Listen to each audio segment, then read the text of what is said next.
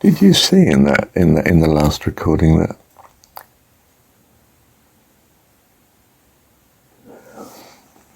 it was slightly misunderstood? You see, the struggle in the secular world by the working classes in European history understood that the struggle was against, or was primarily with, the dominant class above them that was exploiting them and so forth. But in fact, what united the working class was their struggle with each other.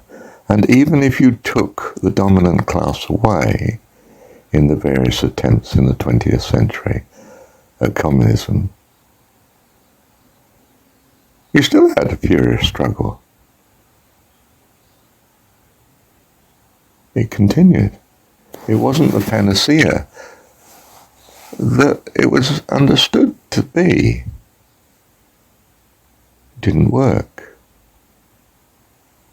You still struggled with each other. And of course the spiritual response is, yes, that's because, well, in a sense, because you didn't replace that ruling elite, that class that you murdered, you didn't replace it with a ruling elite that was benevolent. You know, you replaced it with a leader who, poor chap, was a child like yourself and got carried away and became a despotic dictator who was more frightening than what you had before, or at least as frightening. Things hadn't changed.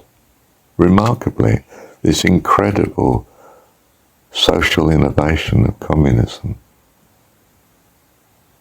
a complete failure, resulted in Chairman Mao and Stalin. Were they any better than Hitler and so forth?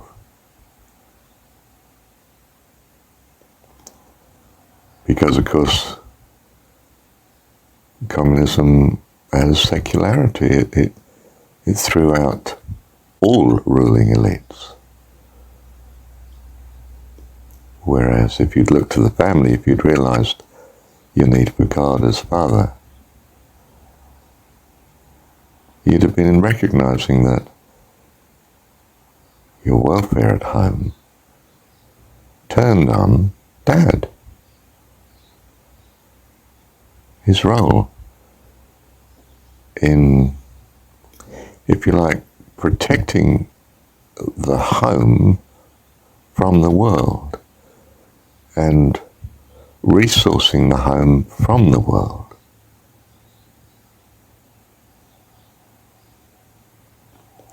So, you know, you got rid of the ruling elite with communism, supposedly. And you hadn't replaced it with a benevolent elite, a wonderful singularity of consistency that we would call a Heavenly Father. Didn't do that because you'd seen God as part of the abuse by the previous ruling elites, the upper classes, to enslave the working class. A mind control. And of course religion is a mind control.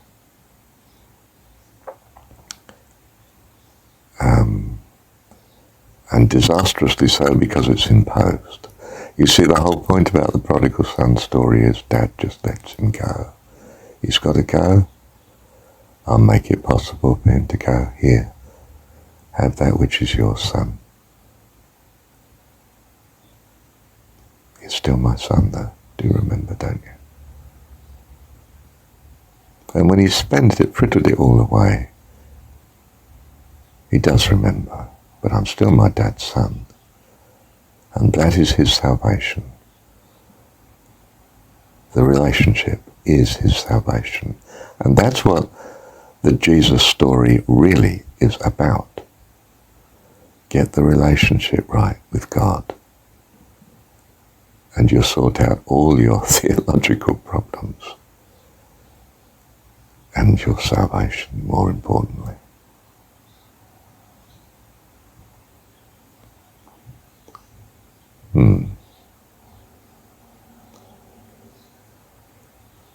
You see, children desperately need the help of an adult.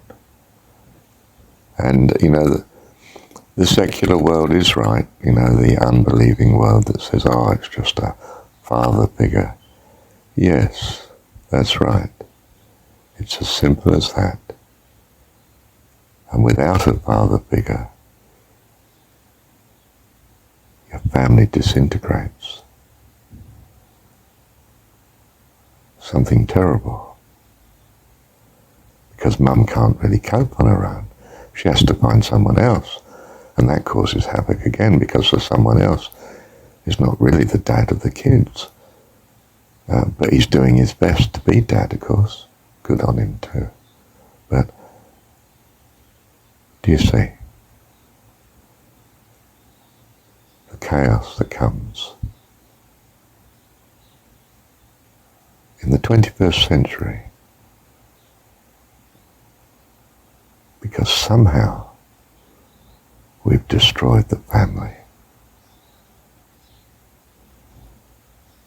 We think we can do better, just like communism. We think we can do better, and it looks right, it sounds right, it's got all the right values. Why the hell doesn't it work?